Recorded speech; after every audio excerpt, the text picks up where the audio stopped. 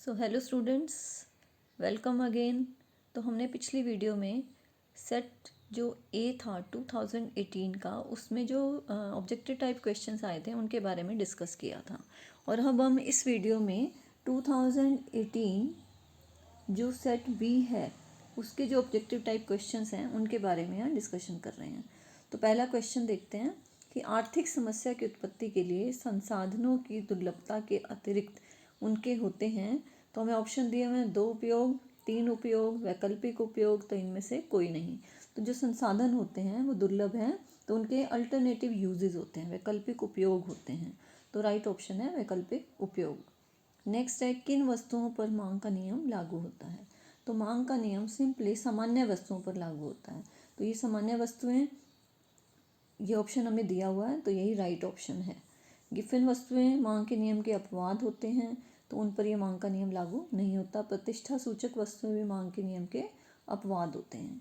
Next है, सम विच्छेद बिंदु पर फर्म की लाभ तथा हानि होती है, शून्य होती है, धनात्मक, ऋणात्मक या इनमें से कोई नहीं। तो सम विच्छेद बिंदु वो होता है जहाँ पर लाभ और हानि एक दूसरे के बराबर हो जाए। तो मीन्स दोनों का जो अंतर होता है वो शून्य हो जाए। तो राइट आंसर है शून्य। एकाधिकार के अंतर्गत फर्म के मांग वक्र का स्वरूप क्या है।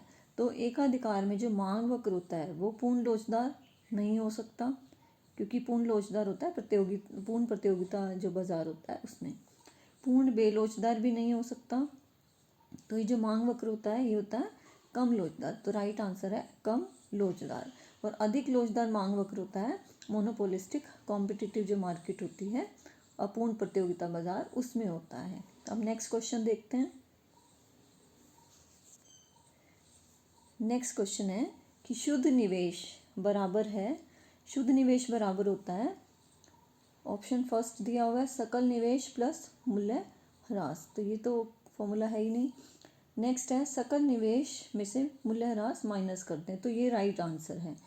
और सकल निवेश गुना मूल्य ह्रास भी गलत हो गया, सकल निवेश को मूल्य ह्रास से भाग कर दे भी गलत हो गया, क्योंकि ऐसा कोई फॉर्मूला होता ही नहीं है। तो शुद्ध निवेश निकालने के लिए हम क्या करते हैं, जो सकल निवेश है मीन्स कुल निवेश में से मूल्य ह्रास को घटा देते हैं। नेक्स्ट क्वेश्चन है कि निम्नलिखित में से कौन सी विधि राष्ट्रीय आय को मापने की नहीं है। तो राष्ट्रीय आय को मापने की जो विधि होती है वो 3 है, आय विधि, व्यय विधि और उत्पाद विधि। तो इस तरह से आंसर यहाँ पर क्या होगा, निर्यात आयात विधि, क्योंकि ये मेथड हम राष्ट्रीय आय को मापने के लिए प्रयोग नहीं करते हैं, बाकी सब राष्ट्रीय आय को मापने की विधियाँ हैं। नेक्स्ट है, अधिमांग की स्थिति में निम्नलिखित में से कौन सा सही है। तो पहला ही ऑप्शन करेक्ट है, जब कुल मांग कुल पूर्ति से ज़्यादा हो जाती है तो उसे हम अधिमांग या अधिक मांग या एक्सेस डिमांड बोलते हैं। तो फर्स्ट ऑप्शन जो है वो करेक्ट है, क्योंकि जो सेकंड ऑप्शन है उसमें तो क्या है, कुल मांग कुल पूर्ति से कम है, और ये AD इक्वल टू AS ये संतुलन की स्थिति है, इसको हम अधिमांग नहीं बोलते हैं। और AD गुना AS इस तरह का कोई फॉर्मूला है ही नहीं। नेक्स्ट है, प्रगतिशील कर का उद्देश्य होता है। तो प्रगतिशील कर का उद्देश्य क्या होगा, पहला ऑप्शन है त्याग का समान बंटवारा, दूसरा है कर में वृद्धि, तीसरा है हानिप्रद उपभोग पर प्रतिबंध, और चौथा है इनमें से कोई नहीं। तो यहाँ पर राइट ऑप्शन जो है वो रहेगा त्याग का समान बंटवारा। तो ये प्रगतिशील कर का मुख्य उद्देश्य होता है, आपने ये ध्यान में रखना है। नेक्स्ट क्वेश्चन देखते हैं हम। नेक्स्ट है ट्रू फॉल्स, हमें बतानी है जो स्टेटमेंट्स हैं वो करेक्ट हैं या इनकरेक्ट हैं। तो फर्स्ट है, सीमित साधनों को धन कहा जाता है। तो हाँ, धन भी हमारे लिए क्या है, सीमित साधन है। तो ये स्टेटमेंट करेक्ट है। जब मांग पूर्णतः लोचदार होती है तो लोच का गुणांक 0 होता है। जब मांग पूर्णतः लोचदार होती है तो लोच का जो गुणांक होता है वो 0 नहीं, इन्फिनिटी होता है, अनंत होता है। तो इसलिए स्टेटमेंट क्या है, रॉन्ग है। अल्पकाल में उत्पादक को हानि नहीं हो सकती, ये स्टेटमेंट भी करेक्ट नहीं है, मीन्स रॉन्ग है, क्योंकि अल्पकाल में उत्पादक को हानि उठानी पड़ सकती है।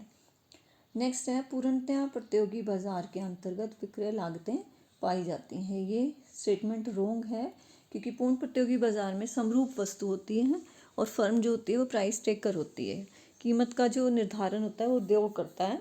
तो विक्रय लागतें उठाने से कोई फ़ायदा होने वाला नहीं है फर्म को। नेक्स्ट है, सेवाएं प्रकृति से भौतिक होती हैं। भौतिक होने का मतलब जिनको हम छू सकते हैं, देख सकते हैं, तो सेवाएं तो हम अनुभव कर सकते हैं, इसलिए स्टेटमेंट भी करेक्ट नहीं है क्योंकि सेवाएं प्रकृति से भौतिक नहीं होती। नेक्स्ट है राष्ट्रीय ऋण पर ब्याज वैयक्तिक आय में शामिल किया जाता है, तो ये स्टेटमेंट करेक्ट है। नेक्स्ट है न्यून मांग की स्थिति में सरकार को घाटे के बजट की नीति नहीं अपनानी चाहिए। न्यून मांग होने का मतलब एडी जो है एएस से कम है, तो इस स्थिति में क्या होगा कि सरकार घाटे का बजट बनाएगी, तभी वो जो कुल मांग है, समग्र मांग है, उसको बढ़ा सकेगी। तो इस यहाँ जो स्टेटमेंट है ये स्टेटमेंट करेक्ट नहीं है। सेवा कर एक अप्रत्यक्ष कर है, तो ये स्टेटमेंट क्या है, ये करेक्ट स्टेटमेंट है,